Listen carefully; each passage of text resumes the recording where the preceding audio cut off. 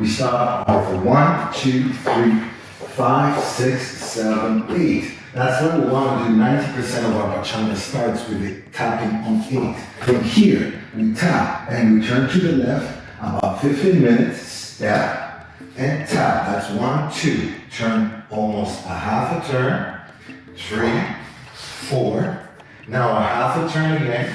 5, 6. You see the taps, yes? But when you're on the 6, you want to grab your hands like this, like you're grinding a pepper, expand the mouth, at the same time expand your hip out, and come exactly behind the other knee, and bend in the hands and push in forward. That's a bend down in pachanga. Here, 5, 6, 7, 8. Down, up, down, up, down. Get ready. Pump that chap and down. 1, 2, 3, 4, 5, 6. Here's that preparation with the palm up. 7, 8. And then return back to your basic. Let's see that to music.